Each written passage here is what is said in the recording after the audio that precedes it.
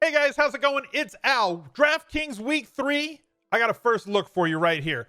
Before we get into it, for those of you who are looking around and wondering where the recap video is this week, the recap video for Week 2 and every week for the rest of this season is going to live on my second channel. There is a link right down below in the pinned comment. Click it. Go subscribe to that channel. Ring the notifications bell. Do all the things that you got to do. That's where that video is going to live. Some people are going to ask me why it's over there on the second channel. The reason that it's on the second channel is with Monday Night Football video and this first look video gobbling up views and impressions, that video kind of doesn't get its fair share and they kind of cannibalize each other. So for YouTube purposes, I have moved it to the second channel. So if you appreciate that video, I think it's a very important video every single week.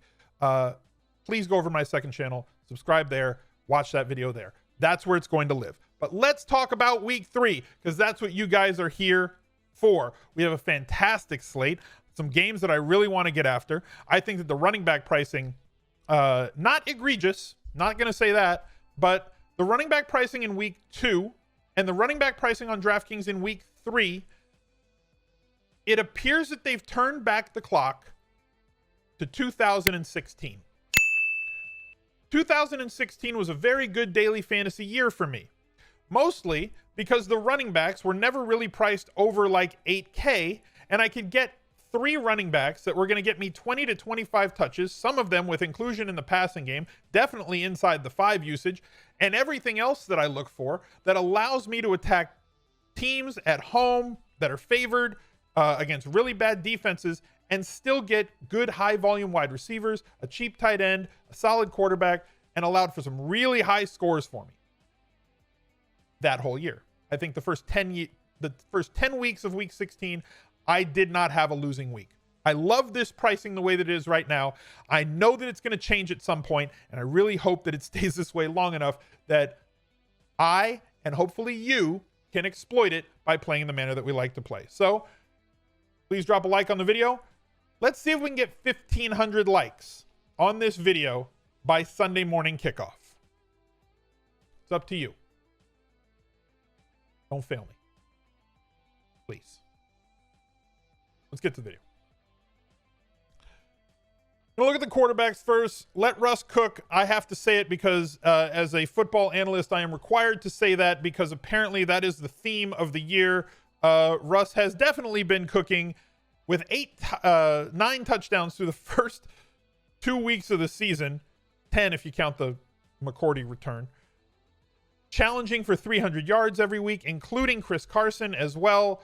He's absolutely been a beast with 34 DraftKings points in each of the first 2 weeks. And now he draws the Cowboys on the road, whose defense has not been able to stop anybody and is a fantasy carnival on both sides of the ball. I'm going to say the same thing in Week 3 that I said in Week 2. You should be stacking this Dallas and Seattle game every which way you can with Wilson at quarterback, with 1 or 2 of his pass catchers, and bring it back with guys on Dallas, whether it's going to be at running back or wide receiver or tight end or however you want. Just get as many shares of this game in tournaments as you can, and you're probably going to have some shares of this game in cash games as well. Cash games being defined as anything that pays 34% or more, 33% or more of the prize pool. Triple ups, double ups, 50-50s, head-to-heads, whatever. Because of the pricing of everybody else, I think that you can afford an expensive quarterback in your lineup this week. We tend to pay down a little bit at quarterback to allow us to get a little bit of a higher volume guy at running back, but where the running backs and wide receivers are priced, I don't know that we kind of have to in Week 3. I think that we can get the guys that we want. Dak Prescott, the other side of that. Obviously, he threw the ball 47 times last week. I never really expect a quarterback to throw it 45 plus times, but clearly they were down 21 points in the first quarter of this game, which was great for the Dak stacks. Because they had to chase to get back into this game, and that led to a 450-yard day. Clearly, he's not going to run in 3 touchdowns every week. He tends to get about 6 rushing touchdowns a year and has been pretty consistent with that in most of the years that he has played. But this offense is going to be a monster every single week, and the defense is going to force the offense to keep their foot on the throttle. So again, stack this game as many times as you can. Okay, done. Josh Allen, might get his first test this week. Josh Allen has been an absolute godsend the first 2 weeks of the season, where last year we expected him to get 30 fantasy points a lot. He didn't really do it at all. I think he did it one time in the entire season. Now, he has gotten it twice in the first 2 weeks. But are the Jets and the Dolphins really the barometers that we want to use for determining whether or not a player is an MVP candidate?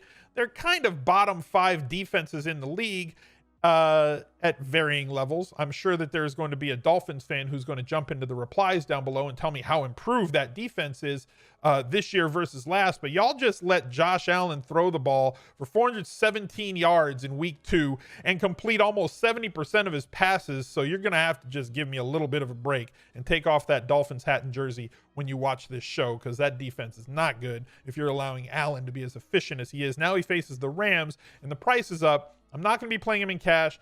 I always think that Josh Allen is tournament viable. We're going to look for some cheaper options for you to see if we can nail one of these. Kyler Murray, he keeps running the ball as many times as they've run him. 21 rush attempts through the first 2 weeks. He's always going to have that really high floor. They play exceptionally fast. Detroit is not equipped to stop most teams. No team, in my opinion, is equipped to stop what Kyler Murray and the Arizona Cardinals are bringing to the table. They needed better wide receivers last year. They didn't have them. They remedied that situation by bringing in Nook Hopkins in the offseason, and he's been outstanding for this offense. I do expect Kirk to get off the schneid. I think that Larry Fitzgerald has done Larry Fitzgerald things, and Dan Arnold looks like a very good complement as they go 3 wide, 1 tight end in most sets, and they have great pass catching backs with Drake and with Edmonds. So Kyler Murray, his price last week was egregious. It was not 5,900. I don't know why it says that. It was 6,100 against Washington. But he's going to be an every week option moving forward. Finally, though, priced where he should be. Matt Ryan going to challenge for 300 yards pretty much every week that he plays this year. Only threw it 36 times last week because they were playing from ahead. Probably should have thrown it more because the Falcons can never be far enough ahead.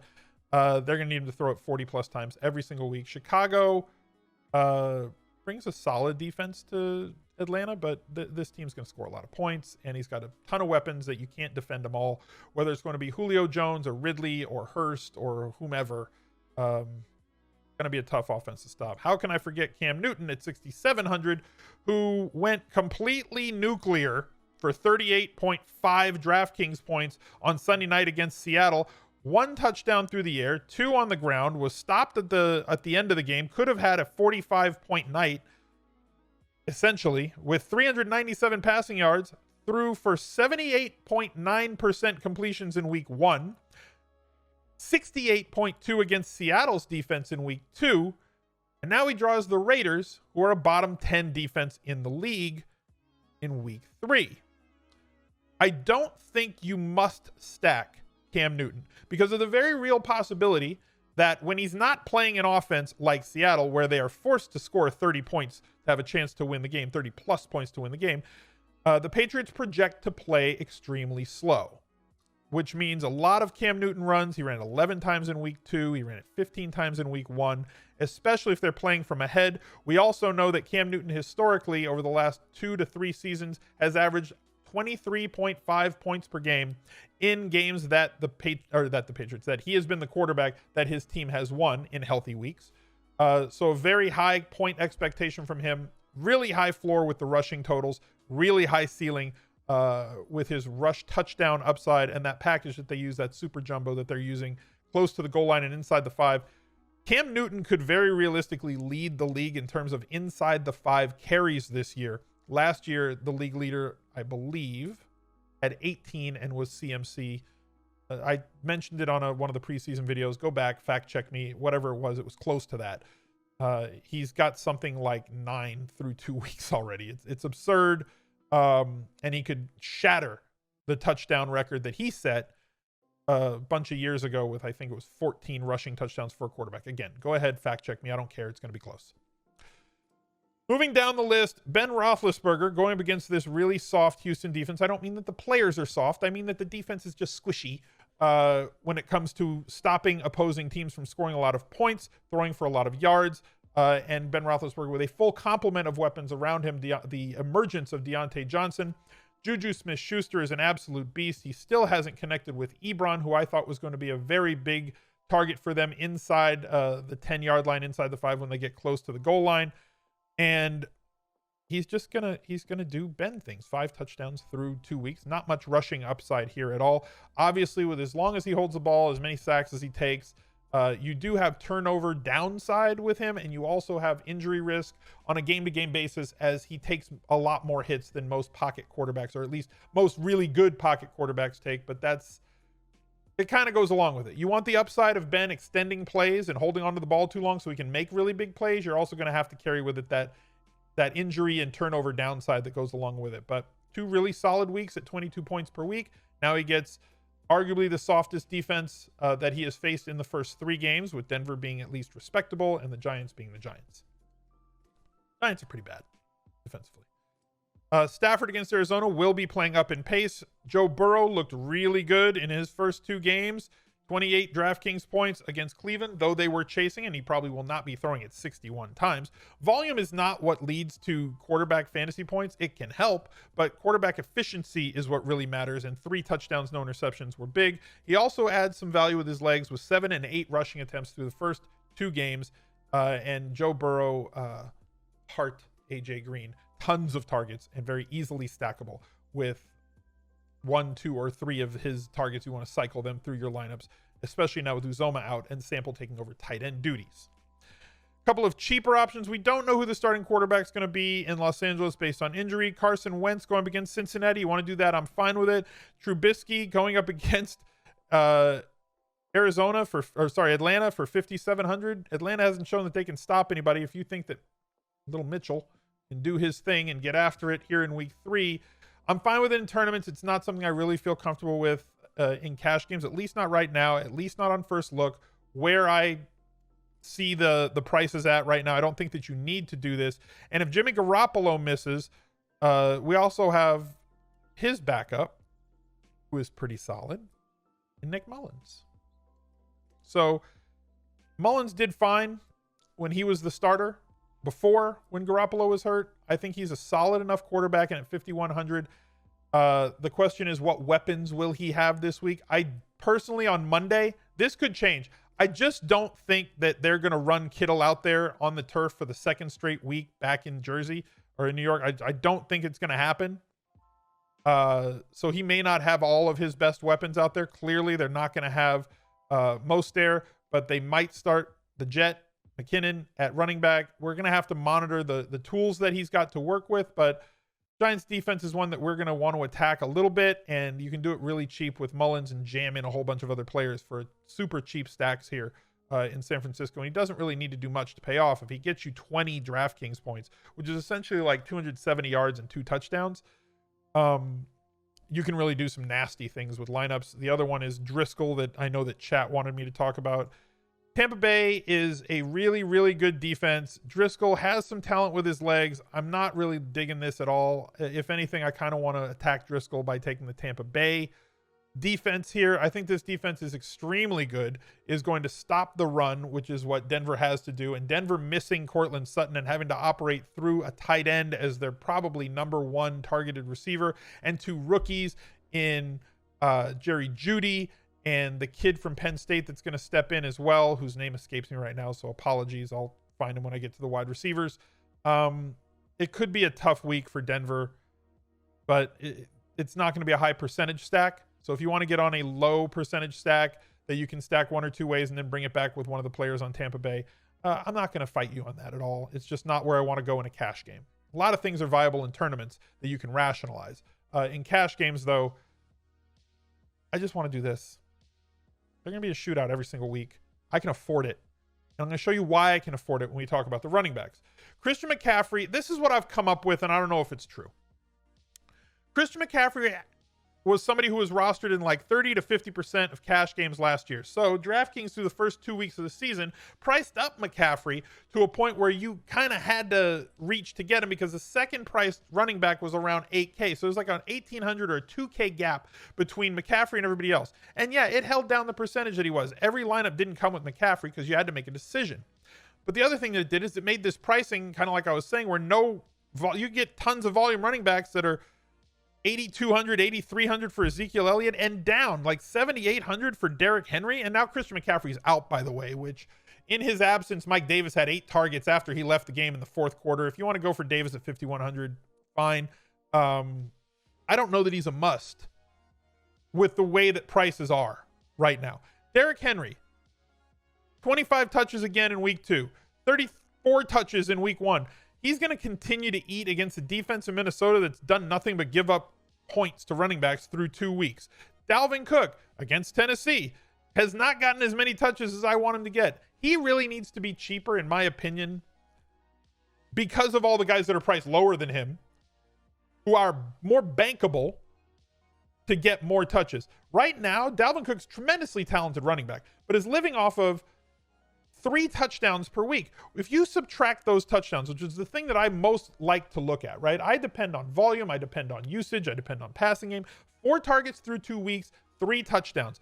That would be 11.1 in week 2, and in week 1, he would have had 9 fantasy points.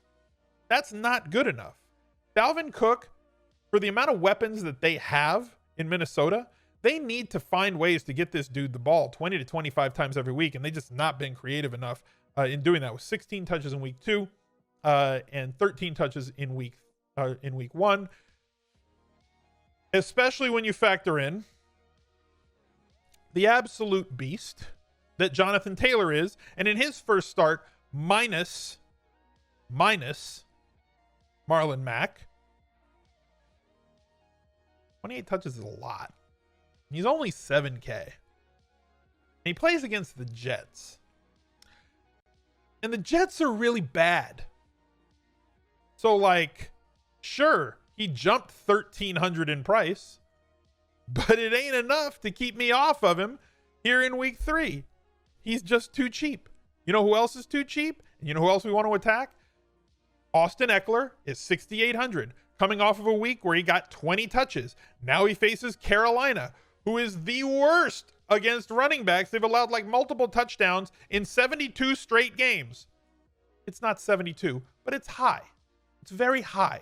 It's like 8 straight games that they've allowed opposing running backs to run for multiple touchdowns or score multiple touchdowns against them.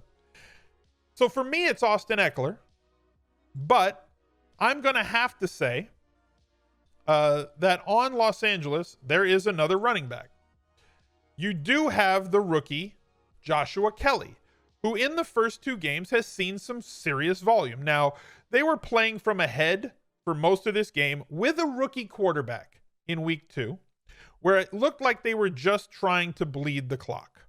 So 25 touches for Joshua Kelley in week 2.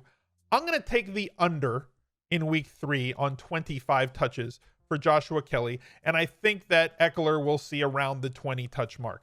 Now, if they get out to a massive lead, then maybe both of them, like just think about that. Their running backs had 45 touches this week. Their top 2 running backs against the Chiefs, which was completely unexpected as they were playing from ahead instead of behind.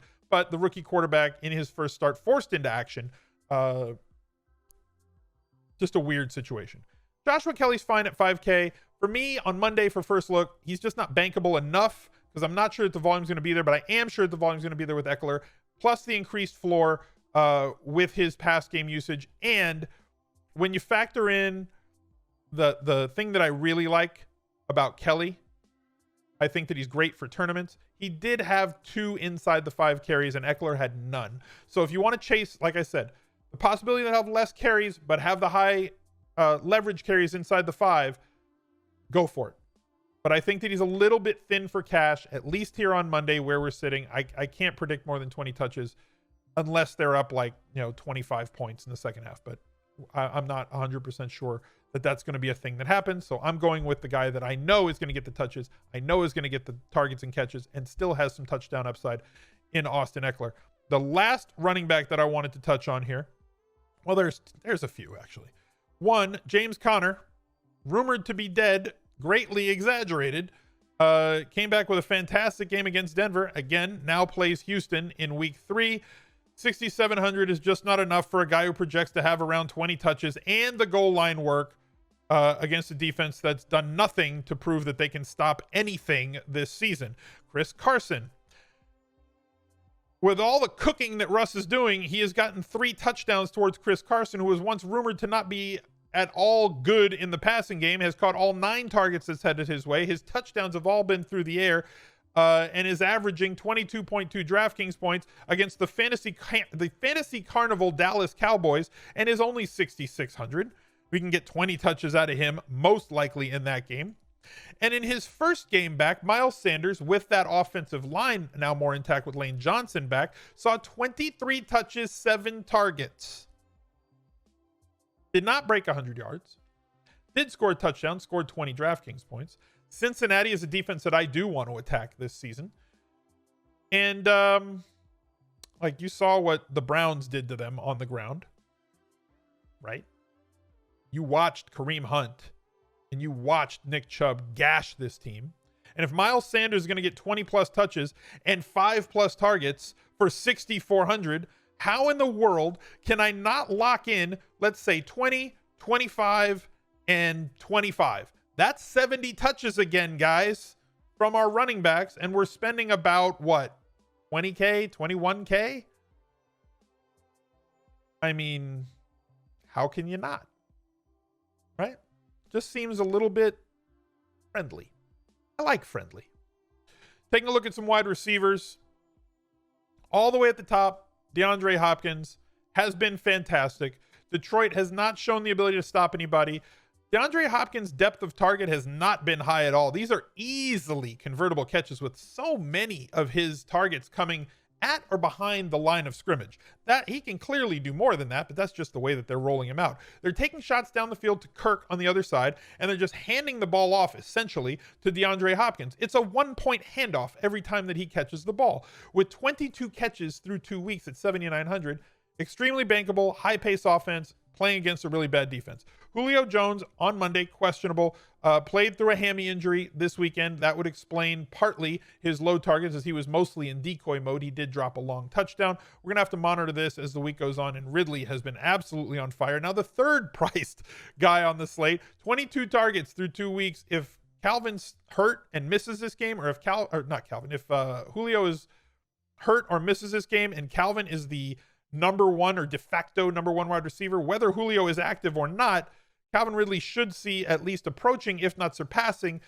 10 targets again against Chicago. Stefon Diggs has been outstanding, but again, against 2 really bad defenses. Now he's going to draw a bad boy in Jalen Ramsey across from him. We're going to see if he can still do it here.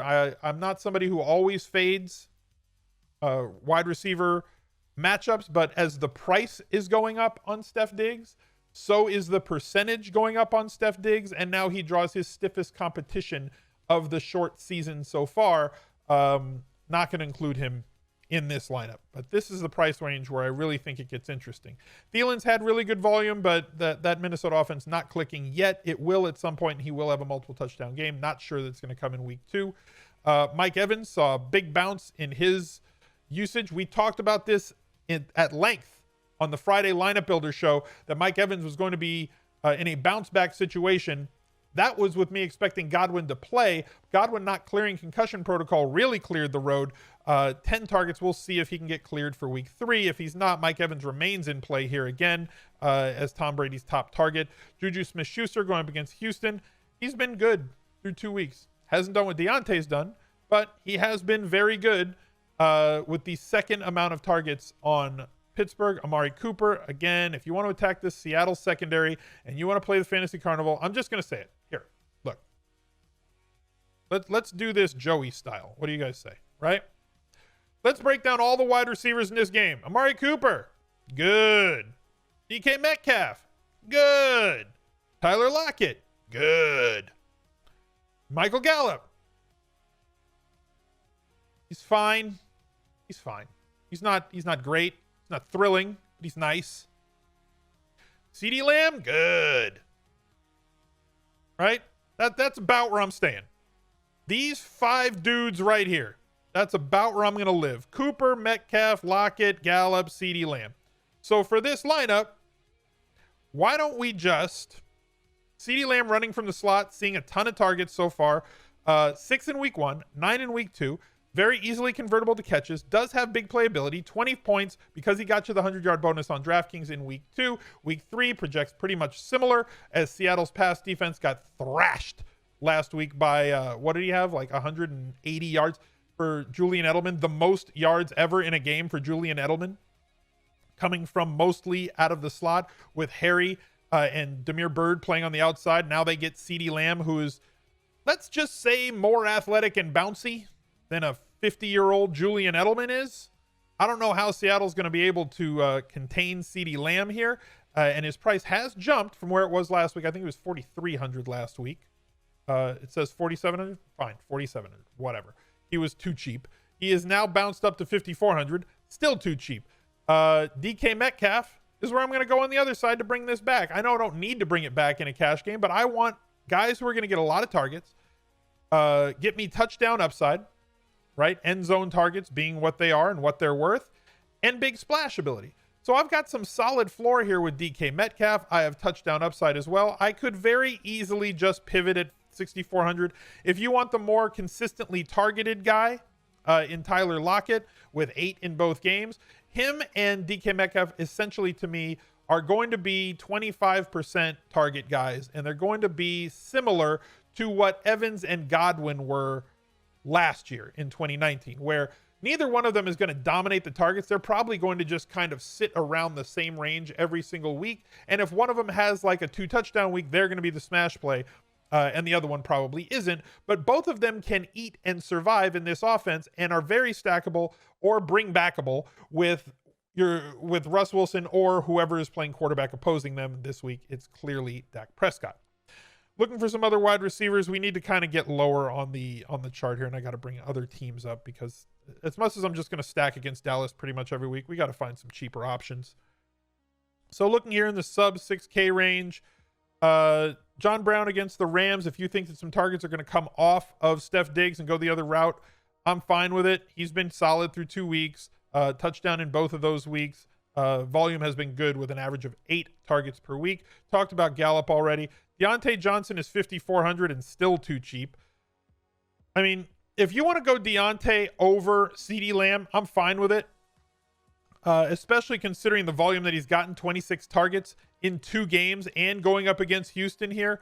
I'm probably going to have a bunch of Pittsburgh stacks. If you're going to play Roethlisberger, you have to include both Johnson and JuJu and probably Chase Claypool for upside, albeit at a lower percent than them. Corey Davis, if AJ Brown is out, is probably still going to be a thing. He was saved by that touchdown this week. He was somebody I did not want. I was limiting him in week 2. 5 targets only for 3 catches. I honestly think that he can't be a wide receiver 1, but can thrive when defenses are going to stack the box against Derrick Henry and AJ Brown is on the other side and they still have to pay attention to Jonnu. Corey Davis can be a guy who just kind of roams around and gets open, but when attention is being paid, Corey Davis, not really somebody that can thrive at the NFL level. Much more suited to be a wide receiver 2 with a high attention grabbing wide receiver 1, which is what they have when this Tennessee Titans offense is operating at full strength, which they clearly weren't last week. If Julio Jones is out, fine, you can play Russell Gage. He got 9 targets in this game. 4 of those came when Julio Jones was sidelined with that injury. He did catch a touchdown, only 46 yards. Just not a really high upside play to me, but if you're banking on them being what they are, great. Henry Ruggs, we'll have a week to decide what this injury is. We don't know if he's going to play on Monday night or not. He's still questionable. So monitor his injury status as the week goes along. But the player that I want to focus in on is kind of right here at the 4,200 range. It's N'Keal Harry. 18 targets through 2 weeks, still only 4,200. You say what you want about him. Didn't have a good camp. Wasn't really impressing. He's just open. And he definitely has the trust of his quarterback, who is, let's say, matriculating the ball downfield at will through 2 weeks. In a game where they only threw it 19 times in week 1, N'Keal Harry drew 6 targets. In a game where they were forced to run up and down the field constantly, he drew 12 targets, one of them in the final 10 seconds of the game. That cost me about $28,000, as when he brought down that catch, I lost the showdown where I was in first by 0.1 points. Thank you, Drew Dinkmeyer, who will be showing up on Wednesday for the cage match, where I will exact my revenge. I'm not bitter. I'm totally bitter. N'Keal Harry is just way too good for 4,200 right now. For his role in this offense, his touchdown upside, his high floor due to the targets and the offense, and the trust that his quarterback has in him. Throughout the years, Cam has always targeted really tall wide receivers. He does not have any but one on this team, and it's N'Keal Harry. So N'Keal Harry at 4,200 is a glaring value to me at wide receiver. Let's move on to tight end. Let's plug in just a random defense here. It could be a random defense. It could not. There. But, hey, Patriots. Nice. Got a good D. Okay. That leaves me with 3,300. Let's pick a lower one. What were we doing? 2,500 was about the range. Fine. Whatever. I really don't care who it is. Let's just talk about the tight ends. Clearly for this lineup, we can't really afford the high price tight ends. George Kittle, they think he'll be ready to play in week 3, but a lot of the players on San Francisco in pregame were complaining about the way that the turf was in the Jet Stadium, and now they play in the same stadium in week 3. They might bring him back, but like they might not, and it's too early to tell, so I can't really say what to do with this. Jordan Reed, though, had a fantastic game, at least from a scoring perspective, right? Look at what Jordan Reed did last week. 8 targets, 7 receptions, 2 touchdowns. The issue is he only played 27 snaps. He ran 18 routes and was targeted on 8 of them. That sort of volume is going to be unsustainable. So I worry at 4K, he was 2,600. So like, even if he missed last week, you could pay off value on 27 snaps at 2,600. So if he's out, Jordan Reed at 4K, now the path to profitability on this salary is much tougher because of the price, right? And maybe his snaps increase. Maybe they bump him up. He was 10 in week 1. He played 27 in week 2. Maybe he'll be 35 in week 3. I don't know what they're going to be projecting for him in terms of snaps and usage in the case that Kittle is still out. But it's dangerous if he only plays about 25 snaps total and is in there to block on 40% of them for him to have those 2 touchdowns that he had once again in week 3 like he did in week 2. Noah Fant's usage is going to be sustainable now that Courtland Sutton is out for the year. He should lead this Broncos team in terms of targets, but with Drew Lock expected out as well, how many times are they really going to throw the ball? This could be a ground and pound game, ground and pound team moving forward. It should be a ground and pound game because of the matchup with Tampa Bay and their fantastic defense. It's just going to be tough, especially with this price moving up to where it is. Darren Waller going up against New England. Fine. If you want to go that route, he should see a ton of targets. JuJu Smith had a fantastic game, bumped up from 4,200 to 5,200, has really only seen 12 targets through 2 games. We can find guys that are cheaper at tight end who do very similar things. Goddard ran a ton of routes, had 8 targets, 9 targets in week 1, 4,900, cheaper. Hayden Hurst Helmsley, 4,700 still running 75 plus, 80 plus % of routes on his quarterback's dropbacks, and they drop back a ton. 8 targets and a touchdown in week 2. I like him better than any of the 5K plus guys, especially for cash. One that I don't think I'm going to play, even in the absence of Jack Doyle, if he misses this week's game as well, is AlieCox. Another situation where he got extremely lucky getting 6 targets on the very low amount of routes that he actually ran. AlieCox was extremely efficient and to the point of being unsustainable if he runs the same percentage of routes and total routes that he ran in week 2, which leads me down the list with CJ Uzomah now on IR and Drew Sample sitting at 3,500. Granted, they threw the ball 60 times, right? They're not going to throw the ball 60 times, is Cincinnati. They just aren't. Okay, fine. Sample is a big target. The amount of routes and the type of routes that they had him running in week 2 on Thursday Night Football were extremely encouraging. His price has come way up, and I don't expect him to have 9 targets, but if he runs routes on 65% of the quarterback's dropbacks, and as much as Joe can extend plays and look for somebody either short or super deep, the short option in all of those plays is Drew Sample. 6-7 targets is clearly not out of the realm of possibility at 3,500. So he's extremely viable. And then last but not least, I think every first look, at least for the first month of the season, is just going to have Logan Thomas in it. Ran the highest percentage of routes per his quarterback's dropbacks in week 2, got 9 targets in week 2, 8 targets in week 1.